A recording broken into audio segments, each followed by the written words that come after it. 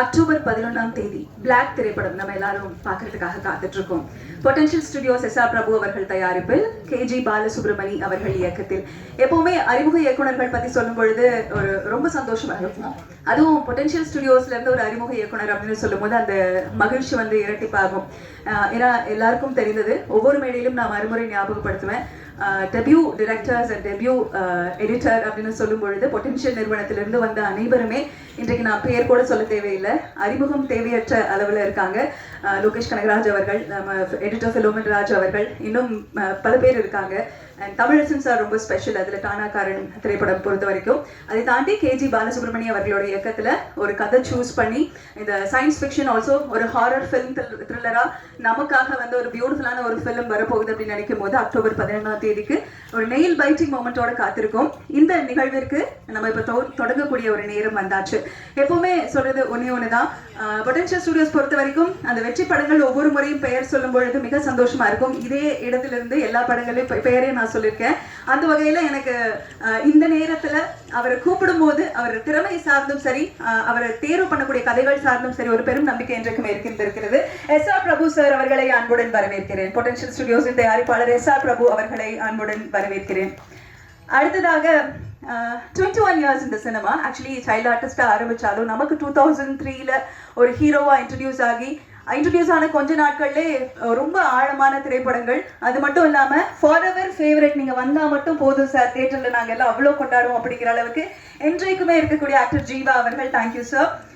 அவர்களுக்கு அப்புறமா இந்த படத்தோட இயக்குனர், captain of the ship sir, welcome and congratulations. இப்பவே சொல்றேன், கேஜி பாலசுப்ரமணி சார் அவர்களை அன்புடன் அழைக்கிறோம். எப்பவுமே இவர் ரொம்ப ரொம்ப ஸ்பெஷல். ஏன் அப்படின்னு கேட்டீங்கன்னா, படத்துல ரத்ன கட்டி இருக்காங்க, பிரியா பவானி சங்கர் இருக்காங்க. இவரும் அவங்களும் சேர்ந்து நடித்த ஒரு super duper hit film already நம்ம தியேட்டர்ல பார்த்துருந்துருக்கோம். மேயா த மான்ல அவ்வளோ அழகான காம்பினேஷன்ல அத்தனை ஆக்டர்ஸும் நடிச்சிருந்தாங்க. விவேக் பிரசன்னா அவர்கள் இந்த திரைப்படத்தில் இருக்காங்க அப்படிங்கிறது எங்களுக்கு ஒரு பெரும் மகிழ்ச்சி. லெட்ஸ் வெல்கம் விவேக் பிரசன்னா அவர்கள் ஆன் டு தி ஸ்டேஜ். இவரோட படங்கள் எப்படி பேக்டோ, நான் ஏற்கனவே சொன்ன மாதிரி எங்களுக்கு ரொம்ப நெருக்கமான ஒருத்தர். மாநகரம்ல டெபியூ எடிட்டர்னு சொன்னேன். இன்னைக்கு மாநகரம் மட்டும் இல்ல, வேர்ல்டு ஃபேமஸ் எடிட்டர் அப்படின்னு சொல்லிடலாம். ஃபிலோமின் ராஜ் அவர்கள் இங்க இருக்காங்க. Thank you so much for joining us today.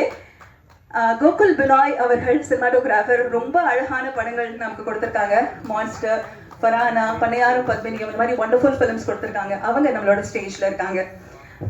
எப்பவுமே பார்த்துக்கிட்டிங்கன்னா ஸ்டேஜில் இருக்கக்கூடிய பாடலாசிரியரை இவங்க எல்லாரையும் வந்து நம்ம மேடைக்கு பேச கூப்பிடுவோம். ஆனால் ஐ திங்க் இந்த ஸ்டேஜ் வந்து எனக்கு ரொம்ப ஸ்பெஷலாக இந்த ஆக்டரை கூப்பிடணும் அப்படின்னு தோணுது. ஏன்னா இவர் நடிக்கக்கூடிய படங்கள் தொடர்ந்து, போன வாரம் கூட தியேட்டரில் இருந்தார். அவரோட எஃபர்ட் அண்ட் கன்சிஸ்டன்சி நம்ம தொடர்ந்து பார்த்துட்டே இருக்கோம்.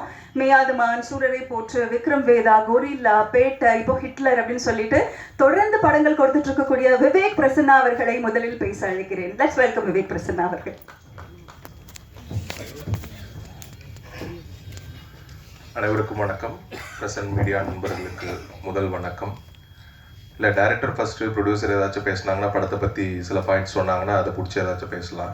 இப்போ நான் படத்தோட கான்டென்ட்டை சொல்லலாமா வேணாமா அப்படிங்கிற ஒரு கன்ஃபியூஷன் இருக்குது. ஏதாச்சும் சொல்லலாமா, எதையாச்சும் ஒன்று சொல்லுங்கிறீங்களா? ஓகே. சயின்டிஃபிக் த்ரில்லர் இந்தியன் சினிமாவுக்கு ரொம்ப ரொம்ப அரிதிலும் அரிதாக பழக்கப்பட்ட ஒரு கான்டென்ட். தமிழ் சினிமாவில் அது ரொம்ப ரொம்ப ரொம்ப ரொம்ப குறைவு. அது ஒரு ஷார்ட்டாக இருக்கலாம், இல்லை ஒரு எழுத்தாக வந்துட்டு போயிருக்கலாம். ஒரு 10 வருஷத்துக்கு முன்னாடி பாலா டைரக்டர் அவர்களை சந்தித்த போது ஒரு கான்டென்ட்டில் நடித்தேன், ஒரு ஷார்ட் ஃபிலிமில். அது நடித்து ஒரு 15-20 நாள் கழித்து இன்டர்ஸ்டெல்லார் படம் ரிலீஸ் ஆச்சு.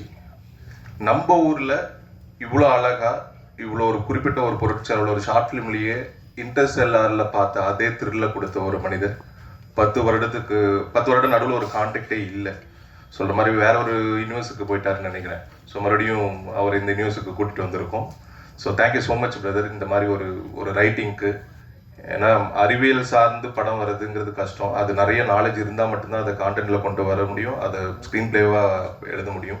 ஏன்னா அவர் பேசுகிறப்பே பார்த்தீங்கன்னா ஃபிசிக்ஸ், மெட்டாஃபிசிக்ஸ், சுத்தமான நம்பிக்கையான ஒரு ஹீரோ. ஸோ இந்த படம் பார்க்குறப்போ உங்களுக்கு கண்டிப்பாக புரியும். அப்புறம் ஃபிலோமின் மாநகரம் படத்தில் நடித்தப்போ பழக ஆரம்பிச்சது, ஒவ்வொரு மேடையிலையும் பார்த்துட்ருக்கோம். Love you darling. என்னோட போர்ஷன் இது கட் ஆகலை. Thank you so much. And DOP Gokul sir, Pannaiyarum Padminiyum பார்த்துட்டு அருண் அவர்களிடம் அந்த படத்தோட இயக்குனர்கிட்ட பேசிட்டு இருக்கும்போது அவங்களுக்கு இடையான பாண்ட் எப்படி, அவங்க 2 பேரும் எப்படி ஒரு கதைக்குள்ள பேசிக்கிறாங்கங்கிறது, பாலாவும் கோகுல் பிரதர் அவர்களும் எப்படி செட்டில் வேலை பார்த்தாங்க அப்படிங்கிறதும் ரொம்ப ஆத்மார்த்தமா இந்த கதைக்கு வந்து உழைச்சிருக்காங்க. இந்த படத்துல எனக்கு இதுவரைக்கும் பண்ணாத ரொம்ப ரொம்ப வித்தியாசமான ஒரு ஒரு ஒரு கதாபாத்திரத்தை எனக்கு கொடுத்திருக்காரு பாலா அவர்கள். ஸோ ரொம்ப ரொம்ப நன்றி. இப்படி ஒரு கதாபாத்திரம் ஒரு வளர்ந்து வர ஒரு ஒரு நடிகனுக்கு கிடைக்கிறது ரொம்ப அபூர்வம். அந்த வகையில் ஐம் சோ பிளஸ்ட். அடுத்ததாக, அதாவது ஒரு ஆக்டருக்கு கால் ஷீட் பேக்டா இருக்கும், ஒரு எடிட்டருக்கு எப்பவுமே பேக்டா இருக்குன்னா அது நிச்சயமாக இவராக தான் இருக்க முடியும். சூப்பர் ஸ்டார் முதல் எந்த ஸ்டாராக இருந்தாலும் அவரோட ஒர்க் பண்ணி அந்த படத்தை ஹிட் ஹிஸ்டரி கொடுத்துருக்கக்கூடிய வேட்டையன், வசூல் வேட்டையன் எங்க எடிட்டர் அப்படின்னு நான் சொல்லுவேன். எங்க எடிட்டர்னு சொல்றது எங்களுக்கு என்னைக்குமே ரொம்ப ரொம்ப ஸ்பெஷல். அந்த வார்த்தையை சொல்லிடுறேன், கம்பெனி எடிட்டர் அப்படின்னு சொல்றதுல எனக்கு ரொம்ப சந்தோஷம். பிலோமின் ராஜ் அவர்கள். எல்லாருக்கும் வணக்கம். சயின்ஸ்னாவே கொஞ்சம் அலர்ஜி. ஏன்னா இன்ஜினியரிங் படிக்கணும்னு ஆசை இருந்தது, ஆனால் டஃப்பாக இருக்குன்னு சொல்லி விஸ்காம் படிக்க வந்தேன். ஸோ ஒரு சயின்ஸ் கதையை எடுத்துகிட்டு வந்து என்கிட்ட சொன்னார் பாலா ஒரே கண்டிஷன், எனக்கு புரிஞ்சிச்சுன்னா ஆடியன்ஸ் புரிஞ்சிடும் பாலா. ஸோ அது நான் எனக்கு புரிஞ்சு அதை புரிய வச்சிட்றேன். ஸோ எனக்கு புரிஞ்சுட்டாவே நான் புரிய வச்சிடறேன் ஆடியன்ஸ்க்கு தான் சொன்னது. ஸோ எனக்கு இந்த கதை நல்லா புரிஞ்சிருக்கு. ஸோ அது உங்களுக்கு புரிய வச்சுருக்கேன். ஸோ நீங்கள் அந்த 11ஆம் தேதி பார்த்தீங்கன்னா அது உங்களுக்கு அந்த எக்ஸ்பீரியன்ஸ் கொடுக்கும். அந்த சயின்ஸ் ஃபிக்ஷன் த்ரில்லர் இது. நன்றி. நீங்கள் 11ஆம் தேதி பார்த்துட்டு சொல்லுங்கள். தேங்க்யூ. அண்ட் உங்களுக்கு கங்க்ராச்சுலேஷன்ஸ் எல்லா படங்களுக்கும். அண்ட் இப்போ மகாராஜா வண்டர்ஃபுல்லாக ஒரு சக்ஸஸ் பியூட்டிஃபுல்லாக கொடுத்துருக்கு, அதற்கும் கங்க்ராச்சுலேஷன்ஸ். அண்ட் இந்த திரைப்படத்திற்கும் தொடர்ந்து நம்ம அடுத்ததாக நம்ம எல்லா படங்களும் பொறுத்த வரைக்கும் மக்கள் கொண்டாடக்கூடிய அந்த நாட்கள், அது ஒரு வருடம் அப்படின்னு வரும்போது ரொம்ப ஸ்பெஷல். அந்த வகையில் 1 year செலிப்ரேஷன் ஆஃப் இருக்கப்பற்று அப்படின்னு சொல்லும்போது ஒரு ஸ்பெஷல் மென்ஷன் டு அவர் சினிமோட்டோகிராஃபர் கோகுல் பினாய் அவர்களுக்கு ஒரு கைதட்டல் நிச்சயமாக இந்த நேரத்தில் கொடுக்கலாம். ஒரு அழகான ஒரு எஸ்தட்டிக்கல் வேல்யூ இருக்கக்கூடிய ஃபிலிமோடு சேர்த்து இப்போ ஒரு ஹாரர் ஃபிலிம் பிரசன்ட் பண்ணியிருக்காரு. அவர் சில வார்த்தைகள் இப்போ. எல்லாருக்கும் வணக்கம் அண்ட் தேங்க்யூ ஃபார் கம்மிங். இந்த படம் ப்ரீ ப்ரொடக்ஷனாக ஷூட் ஸ்டார்ட் பண்ணுறதுக்கு முன்னாடி ஒரு பீரியட் ஆஃப் டைம் இருந்துச்சு. அது வந்து ரொம்ப இன்ட்ரெஸ்டிங்காக இருந்துச்சு. ஏன்னா முன்னாடி இது பண்ண ஃபிலிம்ஸில் இது இருக்காது. ஏன்னா இது வந்து ஒரு த்ரில்லர், சைஃபை அண்ட் இது அதான் ஃபிலோ சொன்ன மாதிரி இது புரியணும். ஸோ அதுக்கான ஒரு டிஸ்கஷன் ஆக்சுவலாக ப்ரொடக்ஷனாக பிரபு சார், தங்கப்பிரபாகர் சார், அப்புறம் ஃபிலோ, நான், பாலா, இந்த ஒரு மீட்டிங்ஸ் நடந்துச்சு. அது ரொம்ப இன்ட்ரெஸ்டிங்காக இருந்துச்சு. ஏன்னா கதையை பற்றி டிஸ்கஸ் பண்ணி ஒரு ஃபைனலாக ஒன்று வந்து அதுக்கப்புறம் ஷூட் போனது. அந்த படம் இன்ட்ரெஸ்டிங்காக இருக்கும், பாருங்கள். இதில் ஒர்க் பண்ண டெக்னீஷியன்ஸ் எல்லாருக்கும் தேங்க்ஸ் அண்ட் என்னோடய அசிஸ்டன்ஸ், என்னோடய டீம் எல்லாருக்கும் தேங்க்யூ சார். பிரபு சார் இந்த படம் கொடுத்ததுக்கு, தங்கப்பிரபா சார் தேங்க்யூ, பிரபு சார், பிரகாஷ் பாபு சார் எல்லாருக்கும் தேங்க்யூ, ஃபிலோ தேங்க்யூ. புரிஞ்சிருச்சு. ஜீவா சார், நான் வந்து நண்பனில் அசிஸ்டன்ட் கேமராமேன். அப்போ ஜீவா சாரை பார்த்தேன். நான் டிஐ பண்ணும்போது பிரசாத் அவர்கிட்ட கலர்ஸ்கிட்ட சொல்லிட்டு இருந்தேன். ஆக்சுவலி நண்பனில் வந்து ஒரு அப்பார்ட்மெண்ட்டில் ஒரு சீக்வன்ஸ் இருக்கும். அங்கே அப்பார்ட்மெண்ட்டில் அப்படியே இருக்கார், இன்னும் அதே மாதிரி இருக்கார் பாருங்களேன், ஒரு சேஞ்ச் கூட இல்லை, அந்த யங் அப்படியே இருக்கார், சூப்பராக இருக்கார் அப்படின்னு பேசிகிட்டு இருந்தேன். Bala super Bala, all the best. October 11 தியேட்டரில் பாருங்கள். Thank you so much. Thank you so much sir. அதாவது பொட்டன்ஷியல் ஸ்டுடியோஸின் அறிமுக இயக்குனர் அப்படின்னு சொல்றதுல சந்தோஷம். ஆனால் இந்த இடத்துல பல மேடைகளை நீங்கள் பல வெற்றிகளோட சந்திக்கணும் அப்படிங்கிற வாழ்த்துகளோட பிளாக் திரைப்படத்தின் இயக்குனர் KG பாலசுப்ரமணி அவர்களை பேச அழைக்கிறோம்.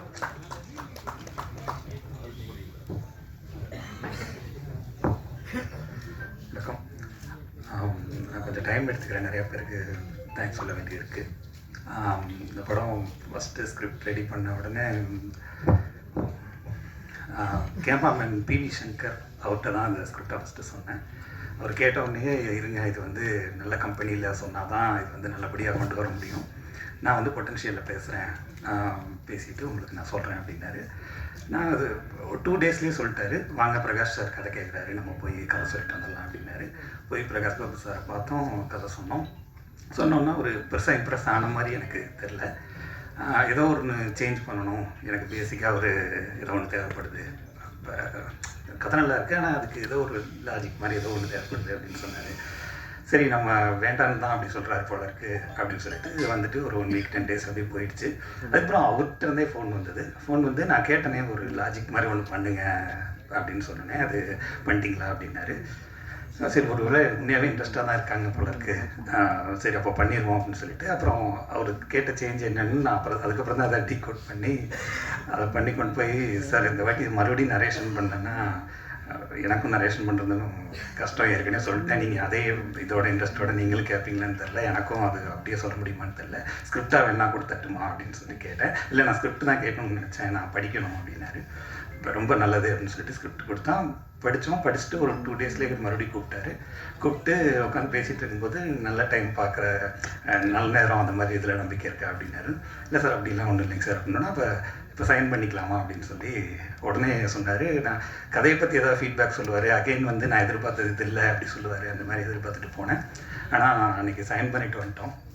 ஸோ அப்படி தான் அந்த படம் ஃபஸ்ட்டு சைன் பண்ணோம். அந்த நேரத்தில் பிவி சங்கர் அவருக்கு எனக்கு ரொம்ப நன்றி, இந்த ஸ்கிரிப்டை கரெக்டாக கொண்டு போய் சேர்த்துட்டு இது வரைக்கும் அவர் ஒன்றுமே என்னென்னு போயிட்டுருக்குது என்ன அப்டேட்டு எதுவுமே கேட்டதில்லை. ரொம்ப எந்த ஒரு பிரதிபலன் பார்க்காம ஒரு என்னை அறிமுகப்படுத்தி வச்சு ஒரு பெரிய கம்பெனிக்குள்ளே உள்ளே கொண்டு போனது அவர் தான். சாரி பிரகாஷ் சார், அப்புறம் அதுக்கப்புறம் தான் தங்கபார் சார், பிரபு சார் எல்லாமே அதுக்கப்புறம் தான் எனக்கு தெரிய வந்துச்சு.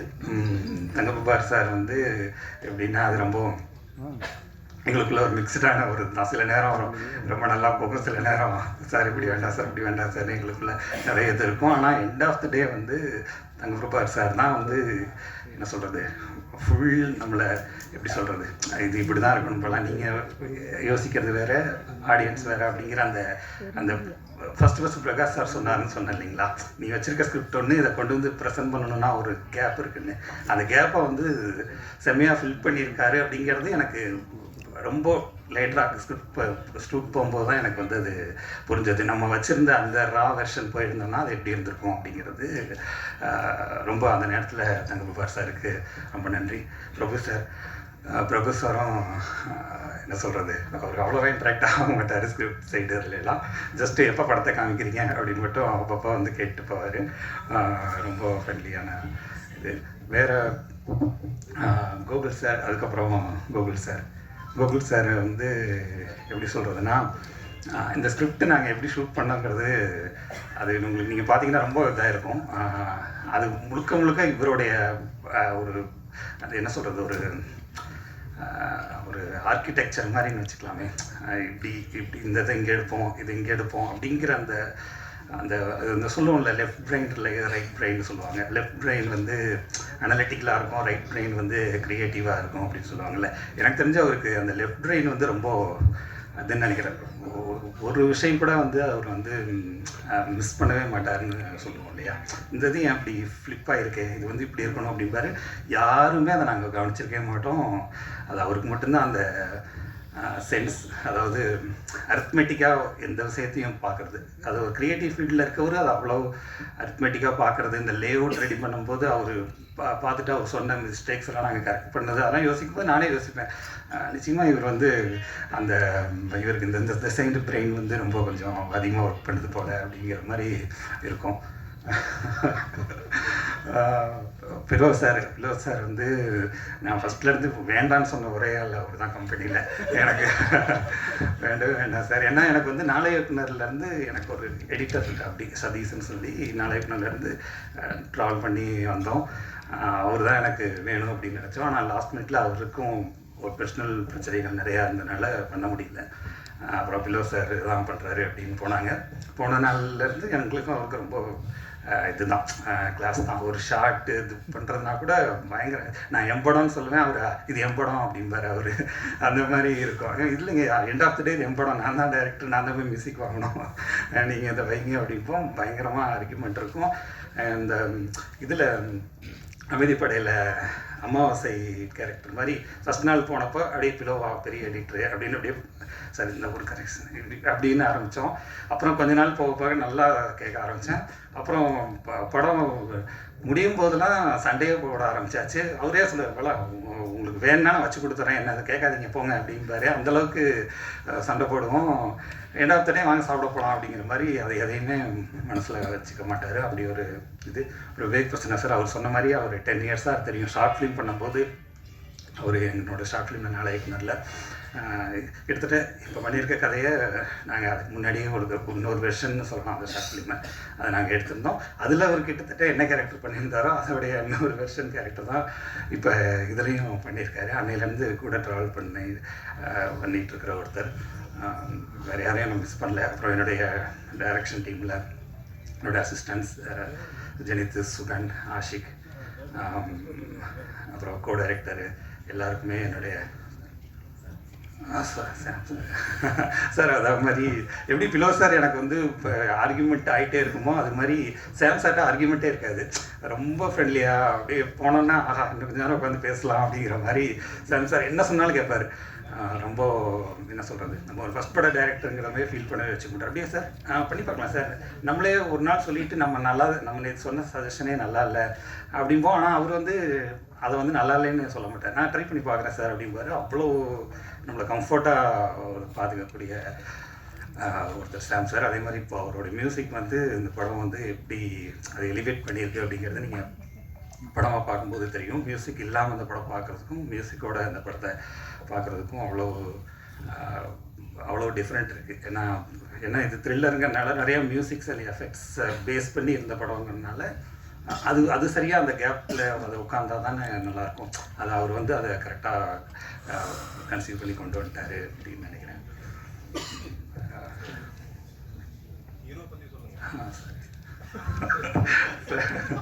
சரி சார்.